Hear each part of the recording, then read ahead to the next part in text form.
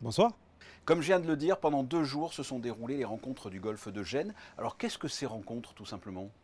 Cette rencontre du golfe de Gênes, c'est un tout nouveau concept qui a été copiloté par des collègues italiens, monégasques et français, des collègues de la conservation, des collègues du secours, qui se retrouvent dans ce que l'on appelle le bouclier bleu.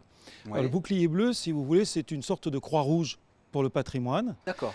Cette émanation, c'est né en 1954, quand, dans la mouvance de la création de l'UNESCO, de l'ONU, a été signé à La Haye un traité sur la protection du patrimoine en temps de guerre.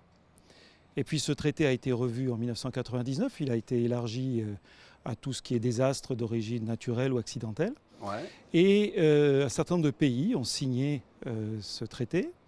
Et le bouclier bleu international a été chargé de populariser les décisions prises dans le cadre de ce traité.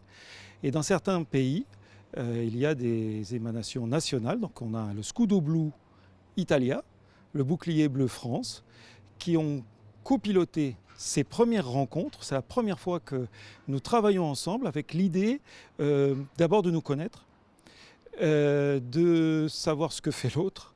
Et on s'aperçoit que sur certains thèmes, on fait la même chose, mais on ne le sait pas. Et puis, l'objectif, c'est aussi d'apprendre de l'autre, avec l'objectif affiché d'aller vers une démarche d'entraide en cas de besoin. C'est un événement en fait scientifique autour des enjeux de la préservation du patrimoine face aux risques, c'est ça? Exactement ça. Et quel type de Euh, risque? Alors, il y a des risques. Bon, malheureusement, il y a la guerre qui, Ouais. malheureusement, est un risque majeur. Et comme je vous l'ai dit, c'est dans l'ADN du bouclier bleu. Bien entendu, il y a un certain nombre de risques type incendie, inondation, tremblement de terre. Euh, des phénomènes qui peuvent être rapides. Et puis, il y a des phénomènes aussi liés au changement climatique, tout particulièrement la hausse du niveau de la mer, qui engloutit progressivement un certain nombre de sites, soit parce que la mer monte, soit parce qu'elle vient affouiller la base de falaise et donc provoque des effondrements. Et s'il y a des enjeux patrimoniaux à proximité, bien entendu, vous imaginez bien qu'ils peuvent être impactés. Voilà. Mais également, on aborde la question du vandalisme qui malheureusement sévit, puisque vous savez que les lieux patrimoniaux sont parfois visés pour mettre en avant telle ou telle cause. Et ça fait partie aussi des risques que nous avons en commun et face auxquels nous souhaitons apprendre à réagir ensemble. Alors là, c'est le golfe de Gênes. Qu'est-ce que couvre cette zone en fait? Oh, alors, en fait, on a un golfe de Gênes très élargi. Ouais. C'est-à-dire que c'est toute la Provence-Alpes-Côte d'Azur, donc vous voyez, on va même jusqu'aux Hautes-Alpes, Ouais. Val d'Aoste, Piémont, Ligurie, Émilie-Romagne, Corse-Sardaigne, et un temps on a même flirté avec la Sicile. Vous voyez, c'est un D'accord. golfe de Ouais. Gênes, C'est un grand golfe de Gênes, hein. un grand golfe de Gênes. Et quelles ont été pour finir les conclusions ou qu'est-ce qui est ressorti d'intéressant concernant la préservation du patrimoine dans cette zone? Alors, beaucoup de choses intéressantes qui sont sorties.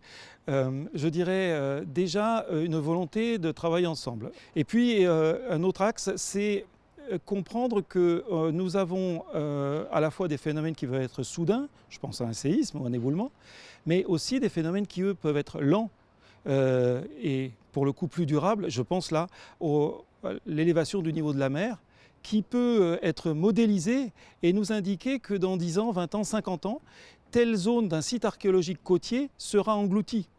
Et donc ça veut dire qu'en matière de recherche scientifique, cela signifie essayer de fouiller des endroits en priorité parce qu'on sait que dans 10 ans, ils seront inaccessibles. Voyez.